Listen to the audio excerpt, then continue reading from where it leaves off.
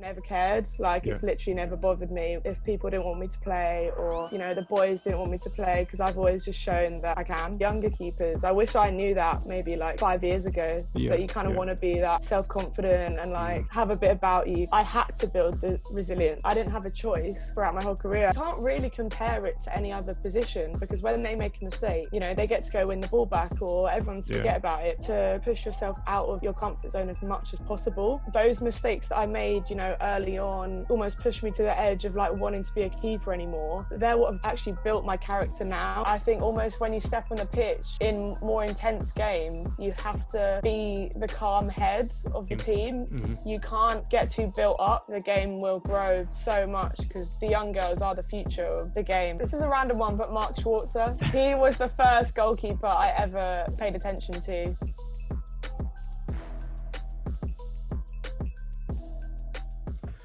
Right. Are we recording? Yes. Hello, everyone. Welcome to another episode of the Coach Gerald Lami podcast. Myself, Coach Gerald Lami. Today, we've got another special guest. Today, I'm joined by Nina Wilson, not only our first goalkeeper, but also our first lady guest on the show. So this is going to be an interesting conversation as well. She's currently playing football in Iceland, and also we're looking forward to the conversation. So without further ado, how you doing, Nina? Welcome on the show. Hi, good. Thanks for having me. Looking forward to the convo and just talking about a bit of my career and the women's game, really. No, brilliant. And speaking about your career as well, congratulations on your move to Iceland. How has that been from leaving, you know, Watford ladies to moving to Iceland? How's that transition been for you? So weirdly enough, it's really good, because it's really professional here. Okay. And it kind of shocked me initially when I first came, because you know, the women's game in England is really, really developed, but I think the professional side is slightly lacking a little bit, especially in the lower leagues. So coming here is actually my first kind of full-time program of, you know, not having to work or focus on other things. So from that perspective, it's been amazing. Like I've got really kind of advanced in my training and some of my gym stuff as well, which was falling a little bit behind in England. So I'm really happy with kind of how it's going here. But I am back in England in, well, a few weeks now, really. So it'll be good to get back, but it's been a really kind of eye-opening experience for me to see what is out there internationally. So yeah, it's been really good. No, amazing. No, I can relate to that also, because I remember when I moved to Cyprus. This was a few years back when I was still playing, but yeah, I moved to Cyprus, and that was kind of like my first full-time gig. And I just remember my performance just enhanced so much, because I'm training every single day. Like you said, the gym sort of routine that came into play, that, you know, I saw a big difference in terms of like my physique and everything like that. Now, for yourself, like, of course, you said, you know, in terms of the women's game in the UK is not as professional. In terms of as not professional, what do you mean by that? So I think a lot of the focus at the moment in England is on the Women's Super League. And I think to an extent, like rightly so, I think the Super League, you can see it's now getting to a stage where it is one of the best leagues in the world, because I don't know if you've seen, but recently we're attracting like top class international players to England. Alex Morgan, right? She came over. She came to Spurs. We've got a few kind of big names are now in England, which is amazing. So in that perspective, it's really good. But if you're not in the Women's Super League, like I'm a younger player, it's not quite full-time status at the moment. There's only like the odd team here and there which are kind of investing. So that's, so like the Championship and the National League is still trying to get up to that level, and I think it will get there, but at the moment it's hard for players, because you know they were all working or studying or something, so it kind of makes the gap a little bit bigger at the moment, because you're trying to be full-time, but you can't really compete with the teams that are full-time. So like I said, for me, I didn't really know what else was out there until I've just started looking into it now that I'm here, and I'm Yeah. like, wow, like there are countries which are doing it really well, Mm-hmm. and you wouldn't really know about it, Of course. but it's really good. No, So for sure. I think for a lot of people, like I think not just in football in general, and this is another reason why, I did want to start the podcast because, for myself, I've left England and I'm coaching in the Middle East. So like a lot of people look at that and like, oh, why would you do that? England's like mhm. is the hub basically of, a lot of the football. But for me, it's about having that experience and going to a different Yeah, environment and challenging yourself as well. And again, the whole purpose of the podcast was to kind of show people that there's different ways that you can either play football or be part of football. And especially like now for the women's game that is growing so much. And I'm sure there's, countries around the world that will hold the women's game in a high regard. So maybe like yeah, places like Iceland where you are, America, yeah, there's a high profile of players coming from there. So I mean, it's amazing that you've done that. I'm sure you've taken a lot from your experience in your short. yeah. How long have you been out there? So it was super last minute. I came maybe 6 weeks ago, Okay. Okay. and because their season is during the summer months because of the Okay. weather, Yeah. it ends in October, Mm. which is kind of ideal because I almost get to have 2 seasons, Yeah. because throughout pre-season I'd normally just be training, whereas Mm. I've been playing games Mm. and I've had half a season getting some game time. So and then That's I get amazing. to go back to England and kind of go as I was. Yeah, So you get the best of both worlds. it's been good. Yeah, yeah, Yeah. yeah. So like, I think it's just kind of about taking a chance sometimes. Mm-hmm. Like I didn't really know what I was getting into, to be honest with you. Mm-hmm. I just was looking for a new experience, and so you just got to take random chances. I think Yeah. sometimes it's what I do all the time. No, for sure. Because sorry, it's just like you never know what's around the corner. Do you know what I mean? It's like, and you would never know until you take that chance. So you could have gone there for the whatever first 2-3 weeks, and it could have been like, you know what, I don't really enjoy it. I could always go back to the UK and go back to your comfort zone, and do you know what I mean, Yeah, and work from there. But again, look at the opportunity that you've gained from going to Iceland, and it could be a thing where long term you could have that sort of double seasons. Do you know what I mean? Which is yeah, amazing. And again, that this is something that I want the people, the listeners to kind of understand. To go for the goals, to kind of stretch themselves and go for the unknown sometimes because you don't know what's around the yeah, corner. So that's hugely important. So I'm glad we've got someone here today that has that sort of mindset as well. yeah. That's how I live most of my life, to be honest. And where did that mindset come from? I actually don't know. I think I've Yeah. always been quite. I don't know if independent's the word. Okay. Being a goalkeeper, Yeah. you have to be a little bit, but Yeah. but I think, if I've wanted to do something, I've always just done it. Like I don't really ask people what they think, or I don't really care what they think. And you have to kind of build that up as well. I think maybe, especially it's hard. I remember my teen years, like they're horrible because It's not too long ago.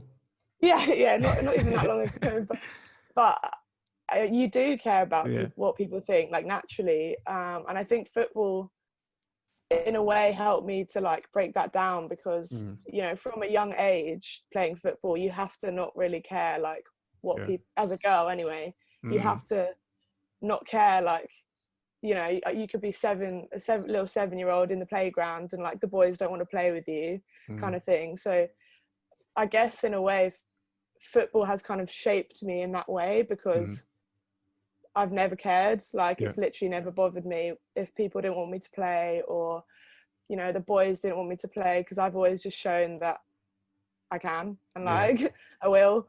So I'm just kind of headstrong, maybe annoyingly headstrong in that way sometimes, like super stubborn, but it's definitely a good way to be. If there are any keepers listening, especially, I think you have to have that little like stubborn kind of almost annoying streak like to you. I think I definitely have that now. Like most of my teammates would agree that I'm super annoying sometimes. But I think it's one of my strengths though now, because I really I'm just building that confidence, you know, and it's going to help you on the pitch. Yeah. So yeah, the younger keepers, I wish I knew that maybe like 5 years ago, that you kind of want to be that like self-confident and like have a bit about you kind of. Do you think that comes over time? That sort of self-confidence, and that, because as a goalkeeper, again, you're like number one on the pitch. You're the number one on the team sheet, and you know, like you are the first line of, well, the last line of defense, really, because if the ball goes past you, then it goes in the back of the net. Now, like, to kind of build that resilience and that self-confidence, especially as a young goalkeeper as you are right now, and maybe having more senior players in front of you, how do you kind of build that resilience and that self-confidence and the respect from your peers? I think that's a good question, because it does exactly, like, it does come with time. Like I said, I've had a really good experience in football since I was 16. So I've always been around the senior setup for my whole pretty much like professional, like serious career. So I'm really lucky in that sense, because that is what I had to build, the resilience. Like I didn't have a choice. From throughout my whole career, I've never had a choice. It's like, be resilient or don't play kind of thing. And that really was the choice.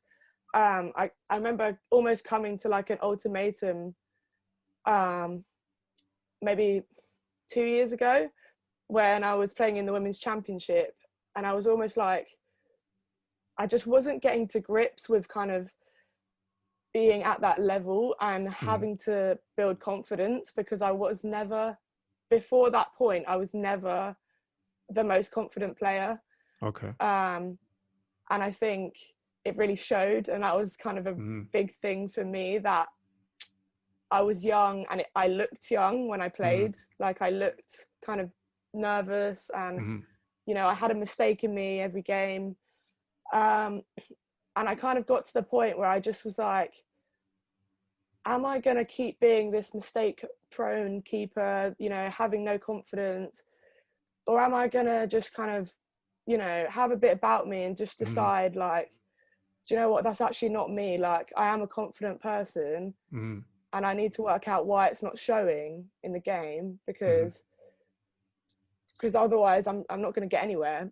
I think you almost actively have to make that choice to just go, you know what, that's not me. And I actually do have confidence, or I wouldn't be where I am. So yeah, it's a bit of, you know, you have to have the experience, and you actually have to take the bad experience, the bad games, and you know, the times where you don't feel that great about football, and maybe then later you have to reflect on that and say like, why didn't I feel good about that, or why didn't that go well?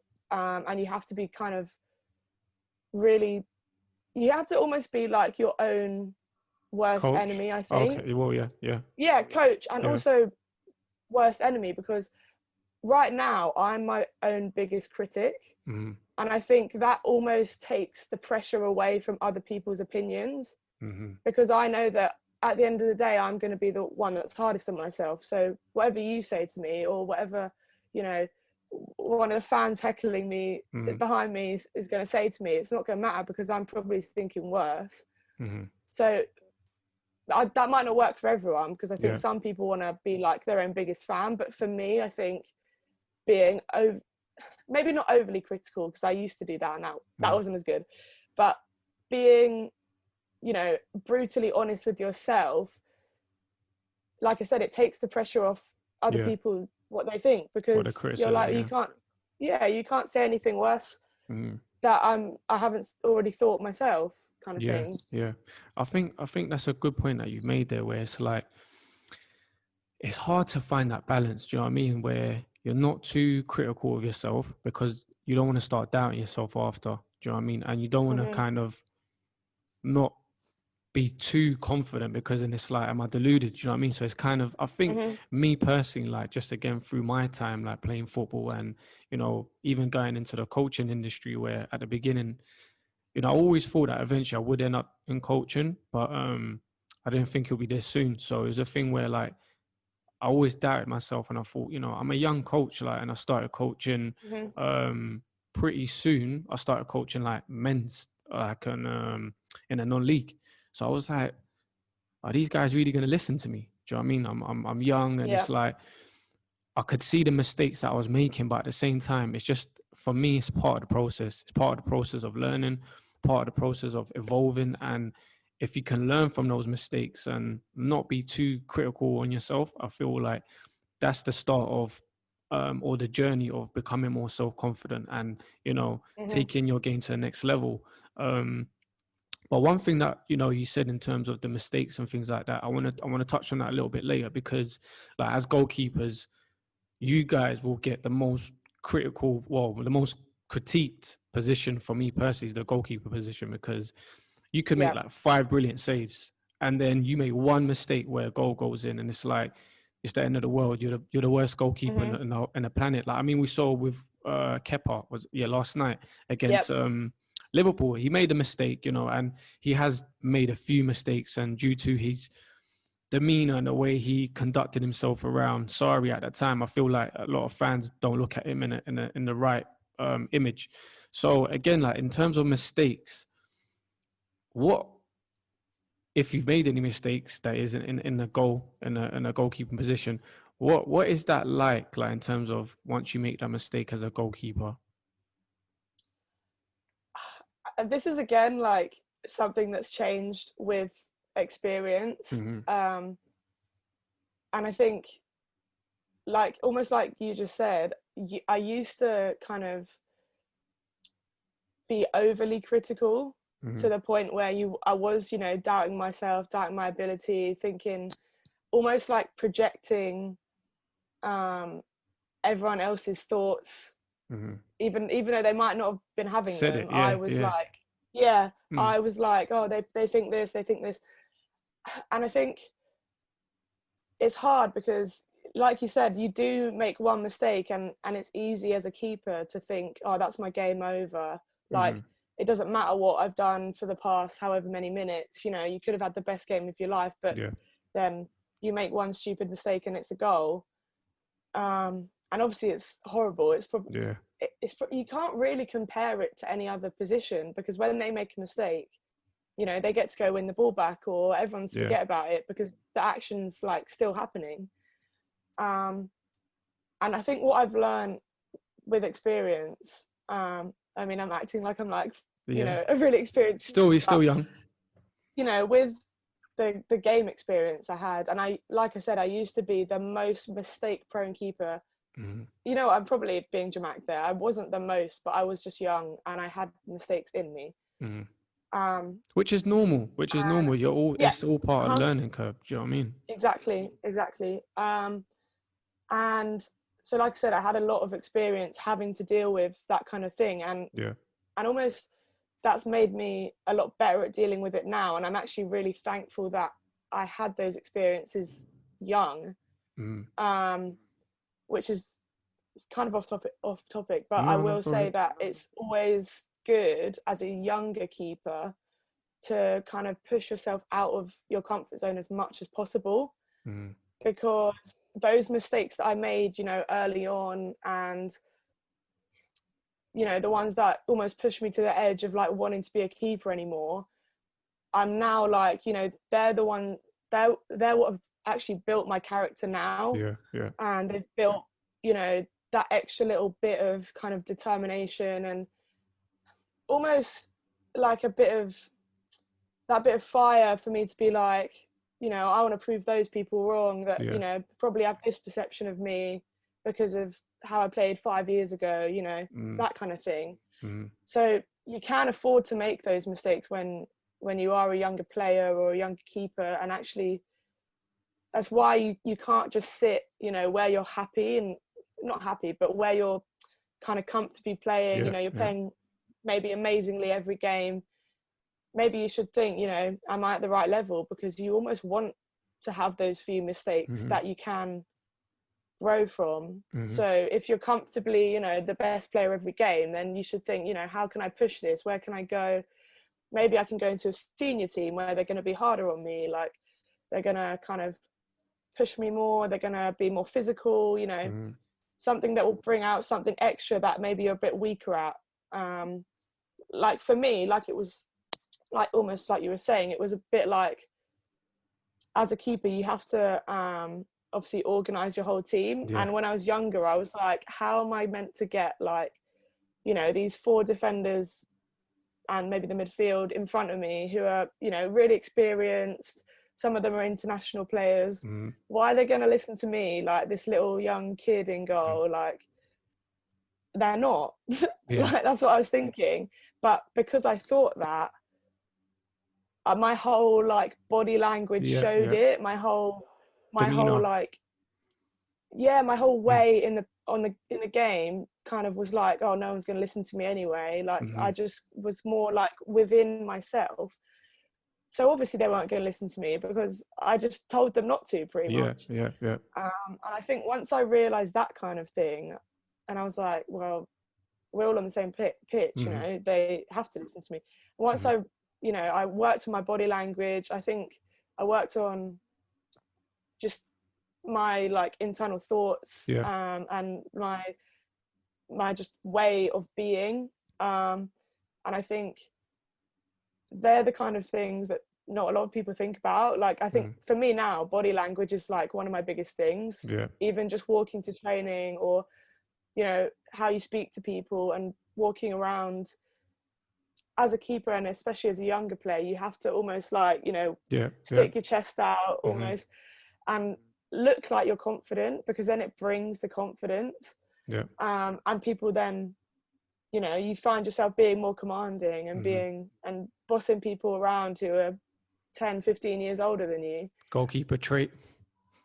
And like, but and then that brings the whole your whole kind of confidence up, and you'll make better saves and you'll play with confidence, because suddenly, you know, you feel more almost worthy of being on the pitch, which sounds ridiculous, but and I think, to lead back to the original question, I think that's something that helped me to reduce my mistakes and feel better if I did make a mistake, because I just had that extra kind of demeanor that was like, actually, you know, well, I made a mistake, I'll hold my hands up. But, you know, it's all part of the game. And I'll take the positives of what I might have done in the rest of the game. Or I think, you know what, I made a mistake for that goal, but that striker missed like 10 goals that whole game. So sometimes that kind of thing, to be like, I made a mistake, but could I name one person on the pitch that didn't make a mistake? No. Or like, or a mistake that led up to the goal or something like that. And I think things like that, I never used to look at. I always used to just think, oh my God, it's just me. It's just one mistake. And it's easy to forget that there are 10 players in front of you. And especially when I was younger, I'd be like, well, like I said, they're experienced, they're internationals, and they're still making mistakes in front of me. And I'm less experienced, I'm younger, so I need to give myself a break if I do make one mistake, you know, on the pitch that leads to a goal, because so is everyone else. Yeah, no, for sure. And how did you come to that conclusion? Was it a thing where was people around you that you spoke to about all of these feelings? Like, maybe, you know, when you wasn't feeling as confident, was there anyone there that you could kind of get advice from or anything like that? Or was it just you had to handle this by yourself? I think initially I was just dealing with it by myself, because that's how I always am, which is that a good thing? For me works. Yeah, I think for me works, because now I know how to reflect on it in a better way. I would say that initially it probably wasn't the best way to go about it, because I didn't have that knowledge of how do I deal with this, you know, how do I actually realize how I'm thinking and not make it more negative than it has to be. Initially I didn't have that, so now it's good, but I wish that I'd gone to the sports psychologist earlier. So at 2 of my clubs, they organised sports psychologists for the whole team, so we had group sessions, And then I had individual sessions because I wanted to like just learn more and almost pinpoint where I'm going wrong in my mindset, because I knew that that was the thing that was holding me back. That's probably why. What was that like? Sorry to cut you. What was that like? What sort of, like, if you run us through like the session, if you sat down with the sports psychologist, like the one-on-ones, what would that look like? So normally they would ask me like what I wanted to improve. So like to start with, they would be like, basically, why do you want one-on-ones? And I'd be like, it's because of my confidence, or it's because of nerves, or, you know, some people had other like stuff away from football that they wanted to talk about that was like impacting them.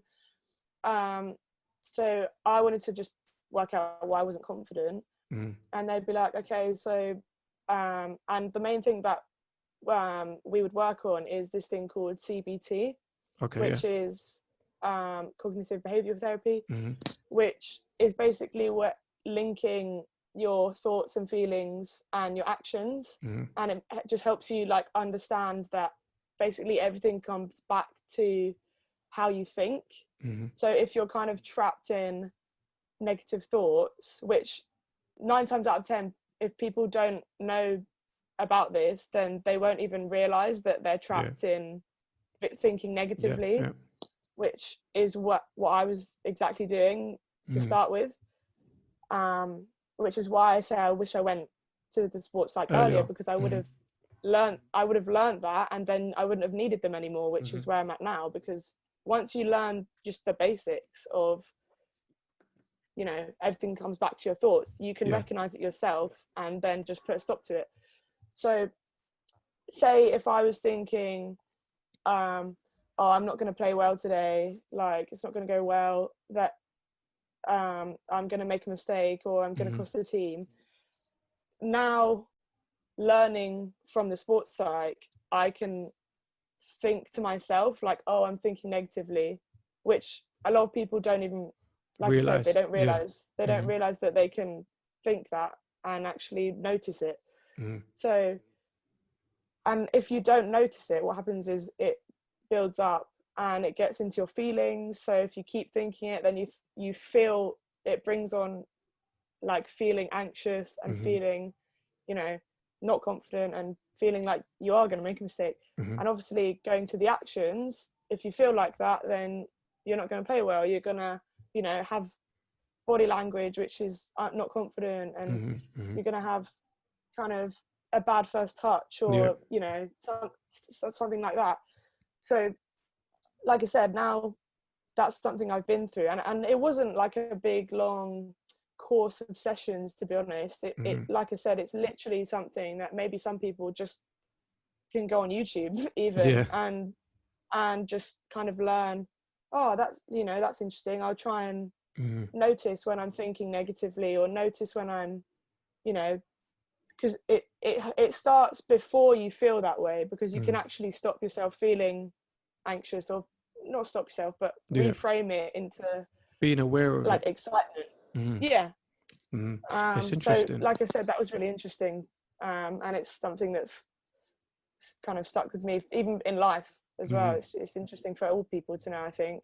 No, for sure. I think me personally anyway, I feel like the mental side of the game is so important, so important in terms of, again, like your confidence, your demeanor, your body language, like you said, because I think it kind of like transmit to other people, like you've been saying. Do you do much visualization or anything like that? I actually personally don't, just because it doesn't really work for me. I think I'm more like, I'm not that visual. I think I'm more like writing things down. So like I would make a list before a game of like how I want to play, kind of thing, or something, or, you know, so I'll write, okay, be aggressive today, or, you know, that kind of thing. And I think maybe from the back of that I might visualize a little bit, but it's more of a, you know, word cues or things like that which help me, I think. Okay, that's interesting. because usually a lot of players or sports athletes, they will sit down and a vision. But yeah, technically you are kind of doing that, but just in a Yeah, different yeah, format. So yeah, no, yeah. that's interesting. That's another way. I've never really thought about it like that. So it's only recently I've started to do a bit more of journaling. Like I'm bad at writing. Like I just don't want to write. Do you know what I mean? But to be Yeah. honest with you, it's kind of helped me. And even these podcasts have helped me in terms of like um public speaking. Yeah, public speaking, I'd Hmm. say, it's definitely helped me in my public speaking. I feel like learning new skills along the way, again, it's like it will build that self-confidence within you, because you're like, oh, I didn't actually know that I was able to do that. Do you know what I mean? So it's like it's all part of the process, Hmm. it's all part of the learning. But one thing that I wanted to ask you as well, in terms of like football, like where did the love begin? Because again, like, as a female growing up, you know, the women's game's not glamorized as much. What Hmm. made you just to keep going and say, you know what, this is what I want to do, you know, going ahead with it and making it a career for myself? This is always a really hard question for me to answer Mm, because honestly, and I know a lot of footballers probably say this, but it is just something that you just have. mm, Um, because especially for me, I think none of my family's into football at all. Like okay. my brother hated it. My dad, he's really not that bothered about it. Mm, So I don't really have any footballing influence that I've kind of grown up with, or, you know, I've gone mm, to practice with my cousins or my yeah, brother or yeah. whatever.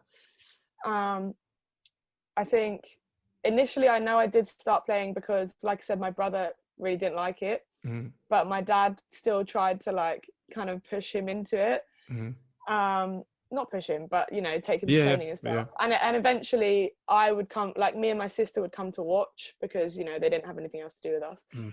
So we'd be watching. Yeah. And I just guess I was quite energetic, and I was like, well, if he's playing, why can't I play? You know, Yeah, at that age, yeah. you don't understand. Like, Mm, and bearing in mind, this was what, I don't know, 18 years ago, something like that. yeah. There really wasn't any girls playing. Whereas now it might be a bit more equal. There was like zero. Mm, And I was kind of probably looking at that like, why? Like, where are the girls? Because me and my sister are here. Why are we not playing? Like, mm, so I think I probably either just asked, or my dad was just like, you know what, if you're going to be here, you might as well play. yeah. But my sister didn't play. I think I must have asked because it was just me that I started going to the sessions, Mm-hmm. and just swapped with my brother basically, because like I'd be Okay. in the session and he'd be the one like kind of standing still, like, oh, can we go home? And he was older, and I'd be like running around Yeah. everywhere, like had so much energy. And then I ended up in goal, even though I was really good on pitch. Yeah. So How does that transformation happen? Because like again, for me, it was like personally, I feel like people kind of start off in goal because they're so energetic and things like that, and then it's kind of like, all right, cool. I wanna come out. I wanna score goals now because they're getting the yeah, limelight. Do you know what I mean? So yeah, how did that transition come about? Like you it's weird. going to a goalkeeper?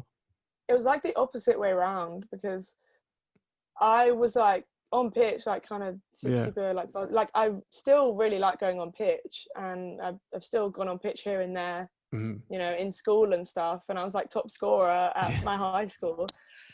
But I think again, I was just drawn to the goal. I think me being me, I've always had that little bit of wanting to be different, I Mm-hmm. think, and wanting to be like the odd one out. Yeah. So I think as soon as I was at those sessions and playing, I probably saw that, you know, there's one player that's different, and I was like, well, I want The to be that player goalkeeper. because they're Yeah. different. Yeah. Even, and like my dad always says, like it would be so frustrating for him, especially when I was younger, because I'd Mm-hmm. be playing for teams where the ball would always be the other side of the pitch. Yeah. Like I wouldn't be doing anything for Yeah. like the whole game or Mm-hmm. like the whole practice, but he was like, it's so weird because you do nothing and you'd just be stood there Mm. like smiling and really happy to be there. And you'd come home and you'd come home from practice Yeah. or a game, and you wouldn't have touched the ball for the whole game, and you'd be Mm. so happy with yourself. You'd be so happy like to have been there, and you'd always want to do it again next Yeah. week. And I just never understood it. And I was like, I just liked it, you Yeah. know. Yeah. Sometimes you just have you just have it. And I've never really lost the love of being in goal. I think you have to have it or you don't. And I think, and the like I training said, is completely different as well, isn't it? Yeah, that's probably my favorite part of goalkeeping. It is like the saving the shots and like getting that little moment of like being a hero. And I think, but as I've grown into it, I think I've also learned to love the other side of it when you're not doing anything. And I think now I pride myself on like my communication and trying to be more of a leader, especially as I grow older and those kind of things. I like, that's something that that has to come with it. So when you learn to love, you know, the more boring parts as well, it's only going to make you better, and kind of the more you love it, the more you're going to be better at it. You know? No, for sure. And something that you touched on there as well, in terms of like, you know, like your dad would say, you'll be standing there, you might not get much action of the ball and things like that, but that kind of translates into like first team football. Maybe not as much. You'll be involved quite a lot, especially these days where, you know, a lot of teams want to start building up from the back, and, you know, goalkeepers are not just goalkeepers, you're like kind of the first line of attack as well.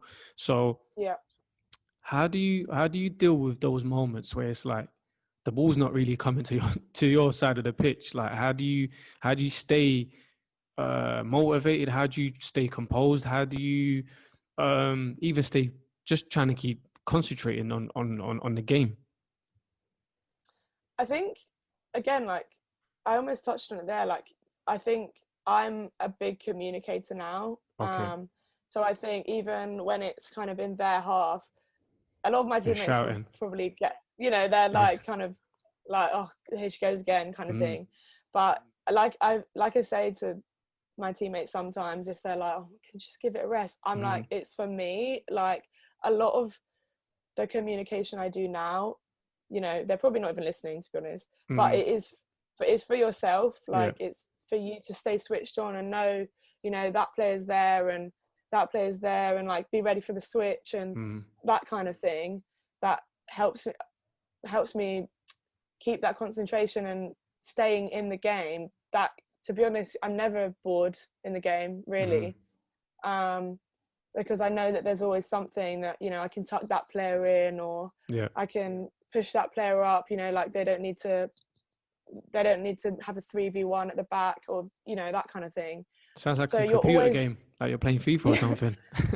And it's a lot of like young keepers don't even learn this kind of thing, which I know I'm going into coaching now, and these are like little kind of phrases that I try and teach them, or, you know, say, you know, look out for this, or if you're bored, then, you know, count how many defenders you have and how many attackers are there, like, do they all need to be here, that kind of thing. It just helps you keep thinking in a different way that I probably didn't do maybe 3-4 years ago. And they're just things I picked up from maybe older keepers or watching other keepers.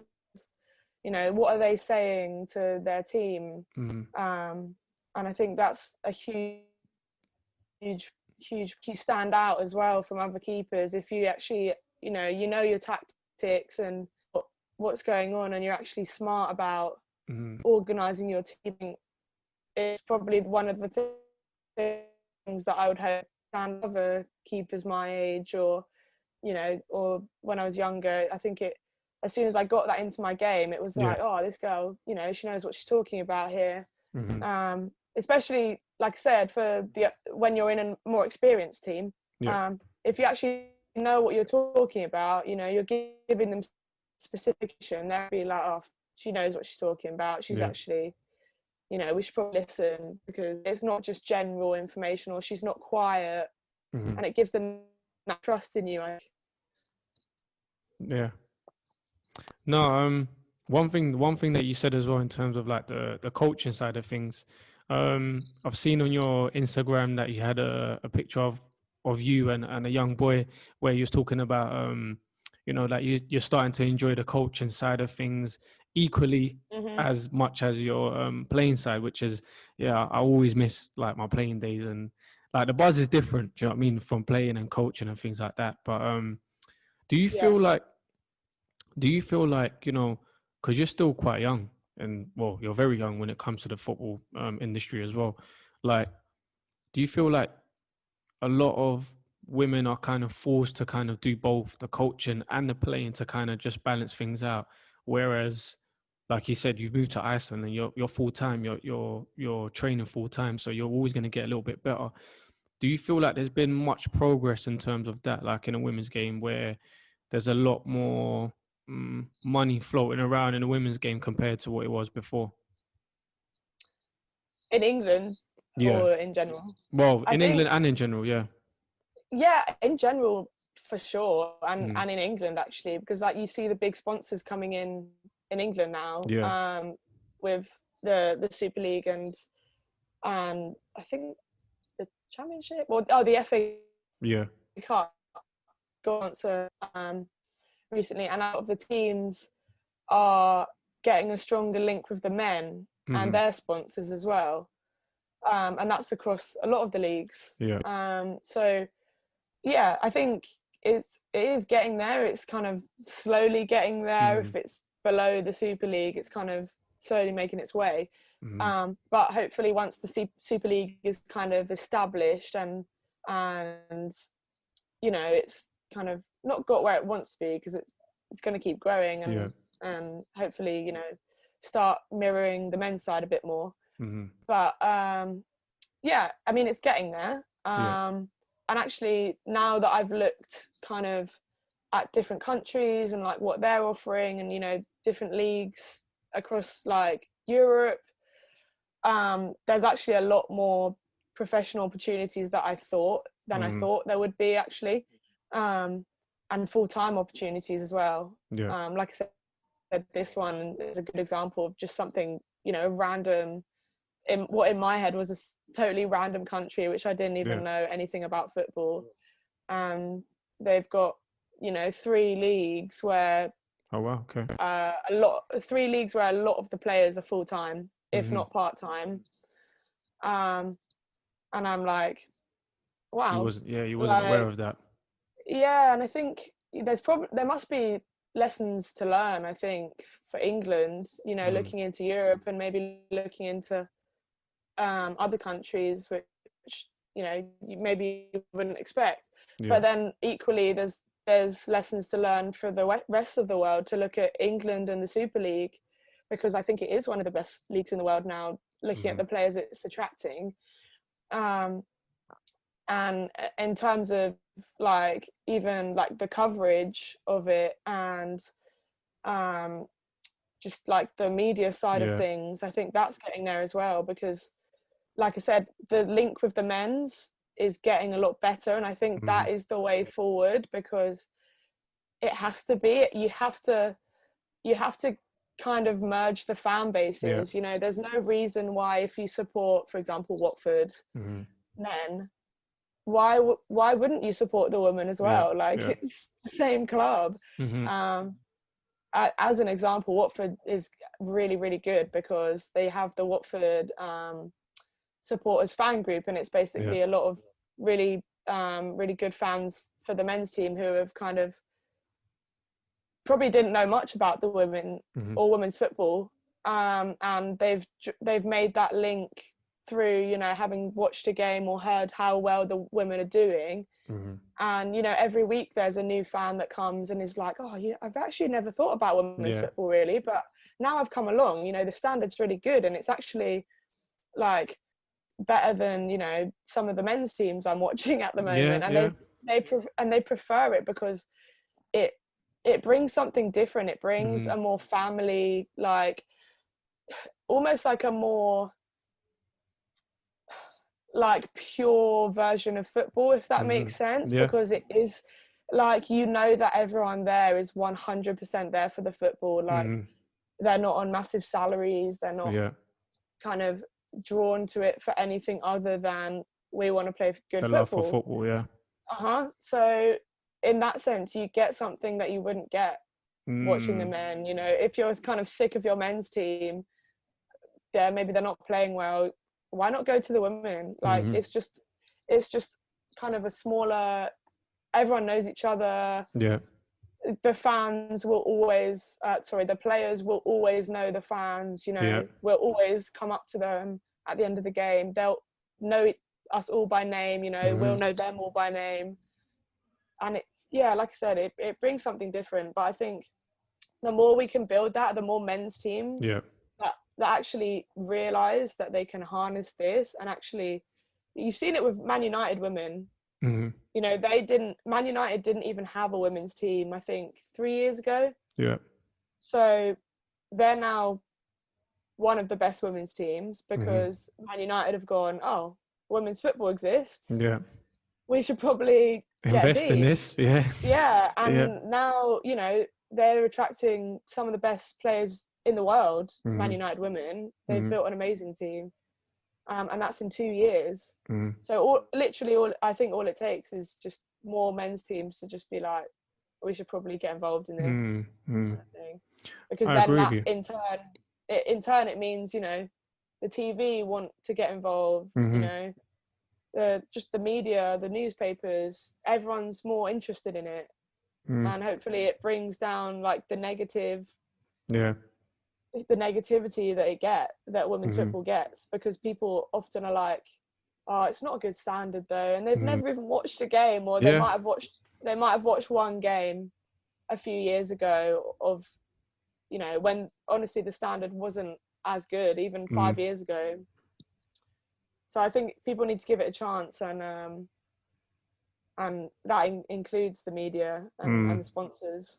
No, I agree with you. I totally agree with you. I mean, we're seeing like the changes where in terms of like the equal pay from the England women's team and the men's team, they're kind of going through that transition. Even things like the FA Cup final, there was like, I don't know the exact figure, but was it like 40,000 or something? It was like a lot. Yeah, there's a lot. Something like that. I think it was like half full or 3/4 full. Yeah. Which is amazing. It's amazing to see. And even for myself personally, like I remember I met Steph Houghton out in Cyprus, and the England team was out there. They had like a mini tournament going on. And at that time, I'm not going to lie, I kind of had that sort of stigma as well. I was like, women's game, it's not really the same standards. So I was like, you know what, actually, let me give it a go. Like, let me actually watch myself without being judgmental. And I remember when I came back to the UK, and she was playing at Arsenal at that time, and she invited me into a few games to watch them.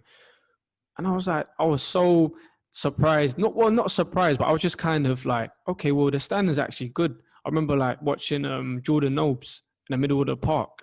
And I was like, she's really, really good. Like, she's really good. That, do you know what I mean? She was like one of my favorite players that I watched, Danielle Carter. And I was thinking, no, this is a good standard. Do you know what I mean? Where I didn't actually see it in that way where you just described it, where it's like that sort of family feeling, where it's like these players are actually playing because they love football. And it's kind of like bringing it back to the old school where you see players, they just want to play because they want to play football. Do you know what I mean? And win trophies. So no, it's amazing. It was amazing to see. And I definitely recommend anyone, again, just head down to your local club and support, because it's growing. And any young girls as well watching, like for them, I'm sure you've probably gone through this sort of experience where maybe because I think you said at the beginning where some boys maybe will be like, well, you can't play football, you're a girl. Like what advice would you give to young girls that are going through that sort of experience, like maybe going through school or wherever that may be? Like, what sort of advice would you give to them?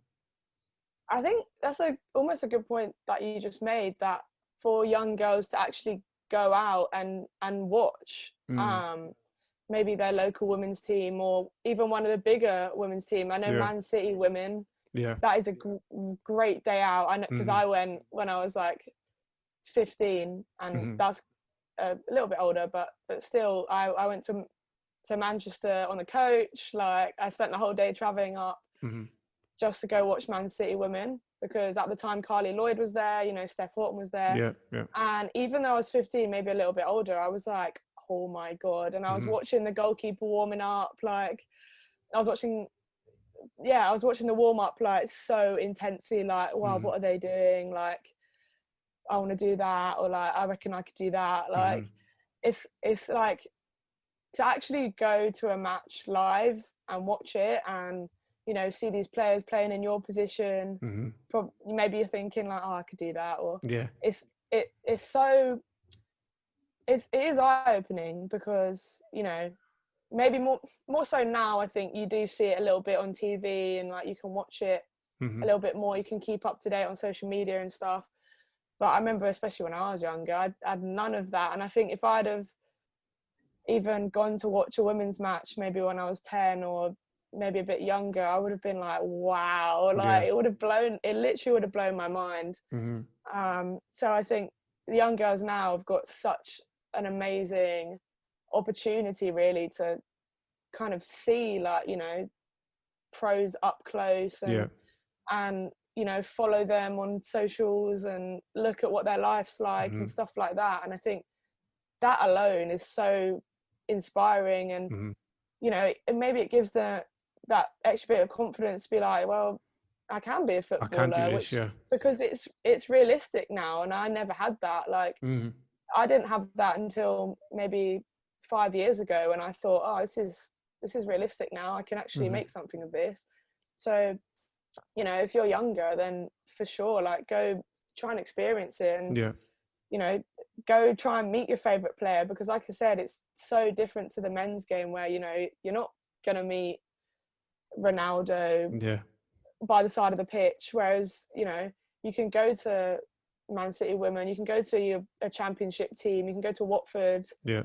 If you want to meet Helen Ward, you can go after the game, ask her to sign your shirt or something, and as players, we do get personally invested. Like you mentioned the boy I was coaching, he had never been to a football game in his life. Oh, wow. And the first game he came to was Watford Ladies, because he wanted to come see me play. And he wanted to walk out with me, but that's he was amazing. too nervous. He was too nervous to walk out with me. It was so, but and after the game, I came up to him and was like, oh, did you like it? And he was super nervous, and I like signed his shirt, and I gave him a training top. And they're the kind of things that you wouldn't get in the men's game. So young girls, for sure, like, get out there, go watch your favorite team. Try and maybe get a group from your football team together or something. Just kind of stick with the people that are supportive of what you're doing. Like, hopefully less so now the boys will, or I say boys, but it could it is women as well, that's true. kind of look down on it and are like, oh, why is she playing football? But they're the people that, like I said, it really doesn't matter what they think, because I've had it my whole life. Every women's footballer you ask will have had it their whole life.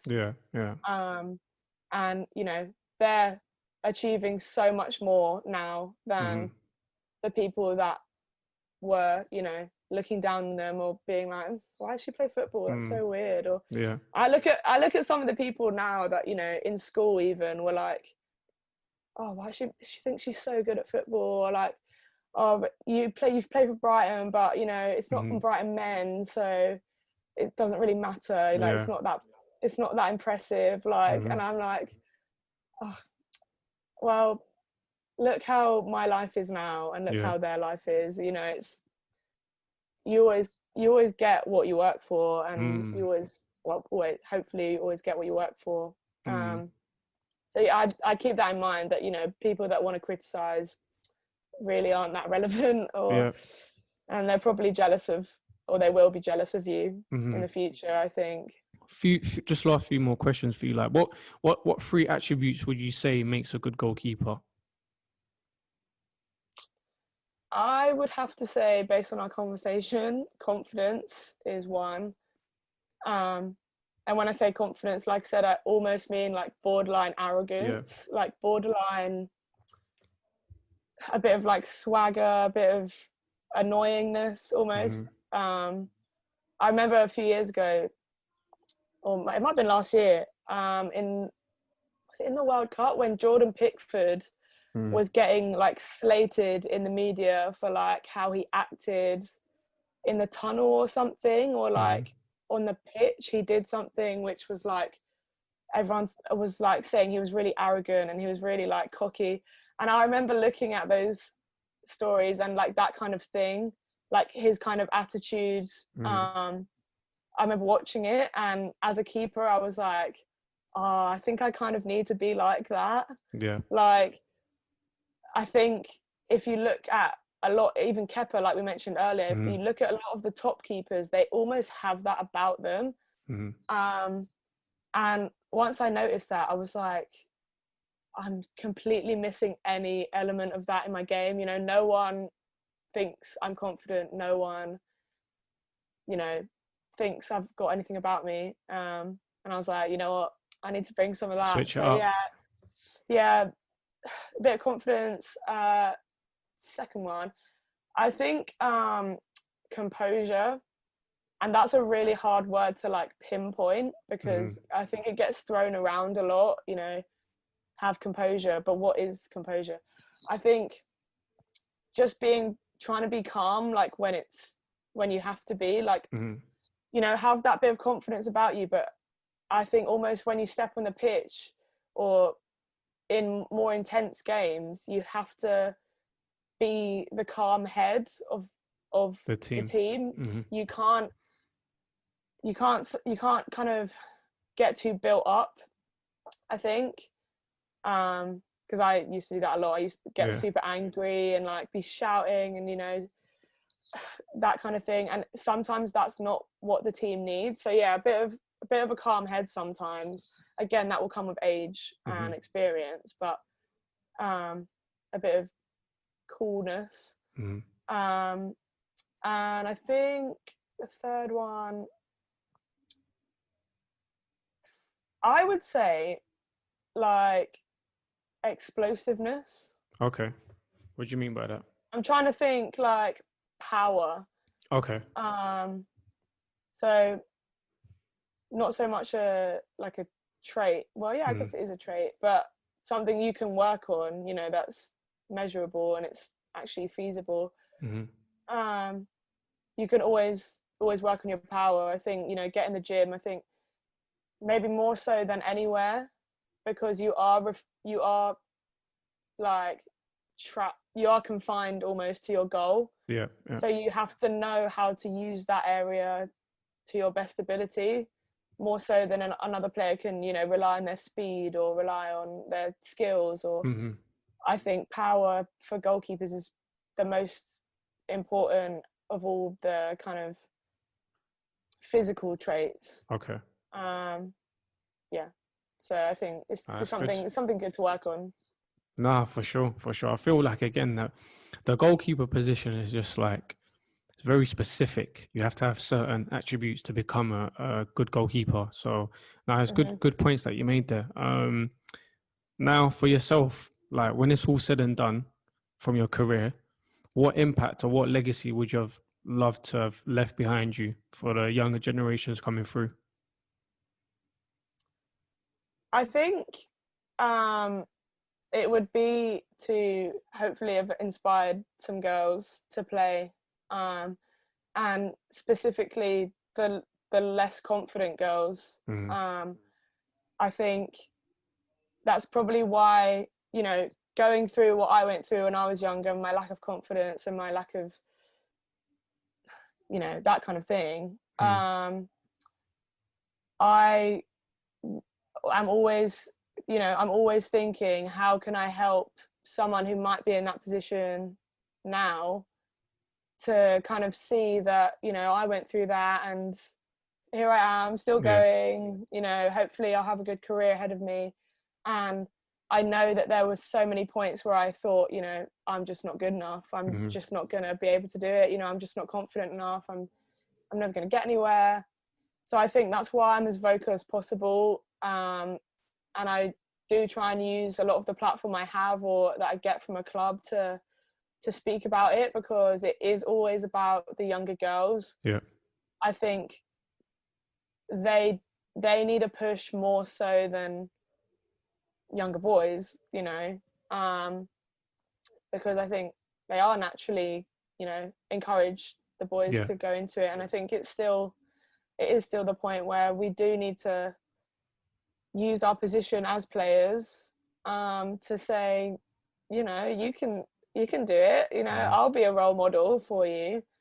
So I think it's I've had it before, like little moments before where they have been like pinch me moments, because, you know, I'll get a message from someone that's come to the game like, oh, my daughter came to the game today and she was like totally mesmerized by you. Like, she said she wants to be like you when she's older. And they're, for me, like what it is 100% all about. Like, just because, like I said, I would have loved something like that when I was younger. I would have loved to have a role model that I could look at and, you know, think, oh, I want to be like them. So yeah, I think hopefully I will get more of a platform to do that, and hopefully I'll be able to, you know, continue to just get one or two more girls to come and watch or be a goalkeeper. I always tell the girls that are at the Watford games, like, oh, are you a goalkeeper yet? Oh, you should be. Trying to recruit them from early. I'm like, oh, what position? I'm like, what position are you? And they're like, oh, I'm a striker. I'm like, oh, should be a keeper. Like, me, it's the best position.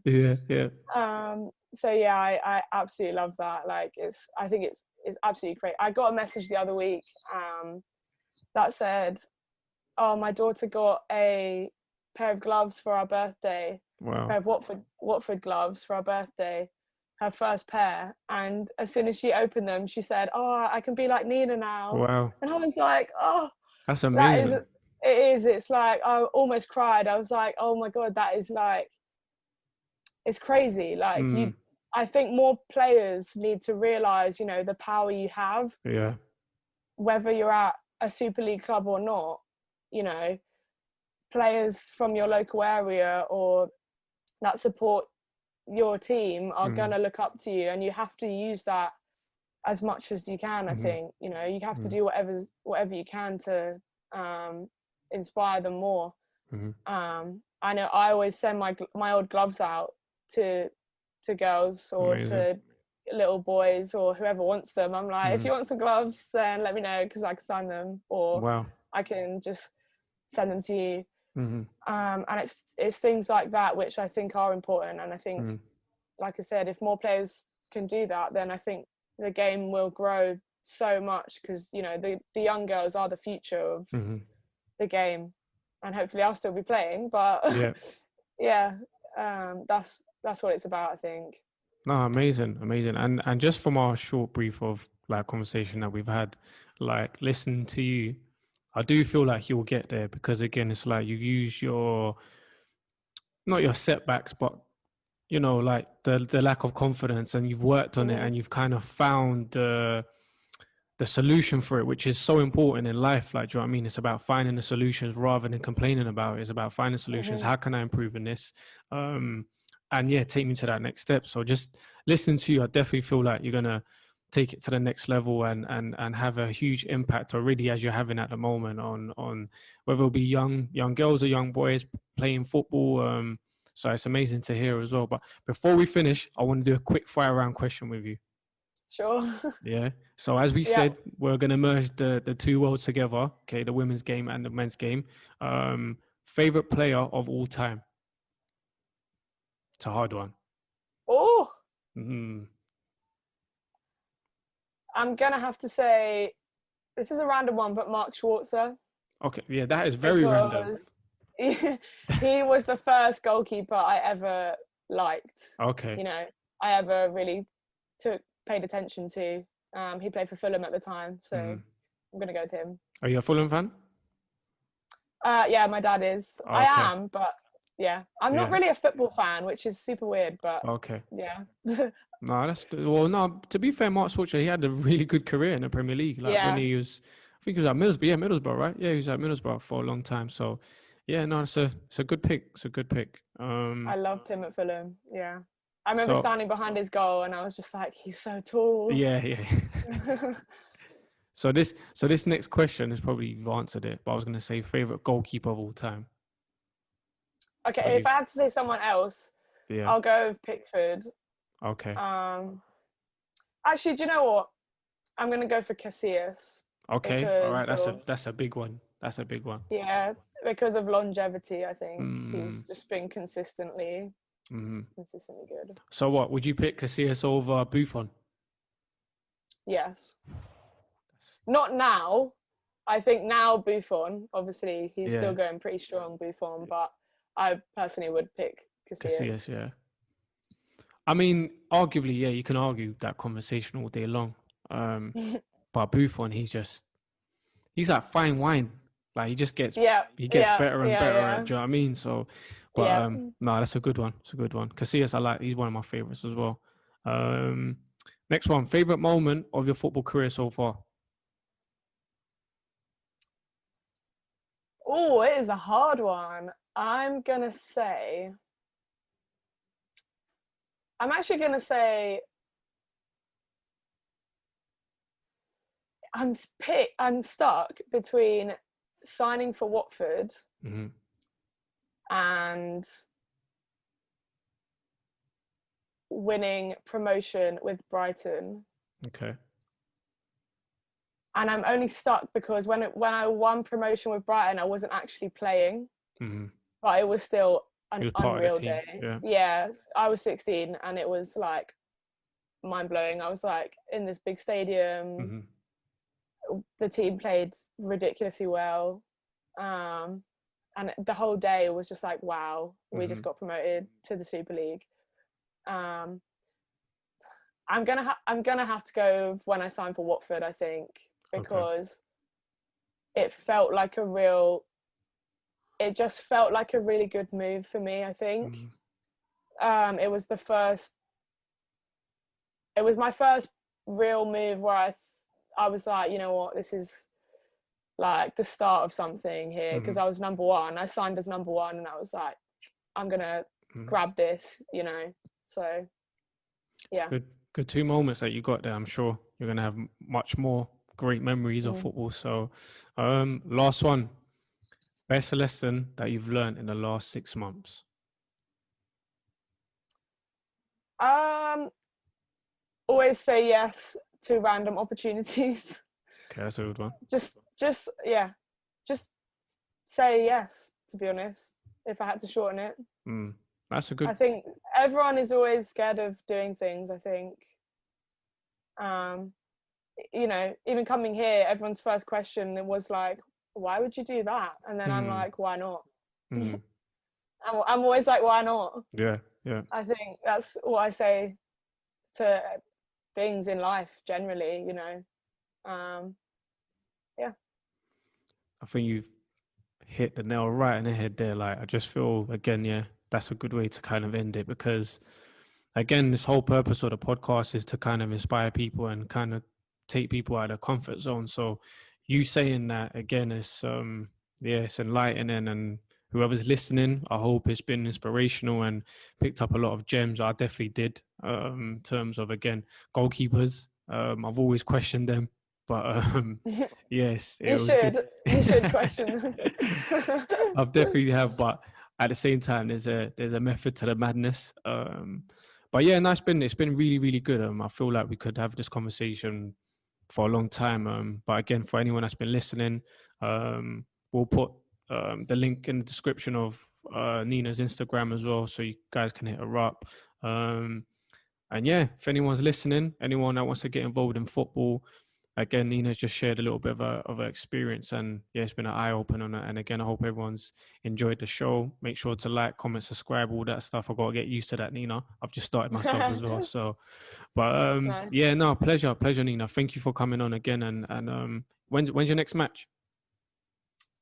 We actually have a weekend off this Oh, week. so okay, Yeah, but we've had like quite a hard run of games, okay, and we have 3 games left now, which is I think next Wednesday. okay, Um, and yeah, hopefully we're going for promotion, so okay. we just need to win 3 games, and we should be good. Well, So, good yeah. luck. Good luck with that, and wish you all the best. And yeah, we'll speak soon. Thanks you so much for having me, even though I ramble so much. No. I think that's the good thing about the podcast as well. It's like it's just more or less formal. Do you know what I mean? More so having a conversation and things like that. So Yeah, yeah, I could speak on for days as well. But yeah, no, I I could. appreciate it. Thank you again. Cool. Thanks for having me. No worries.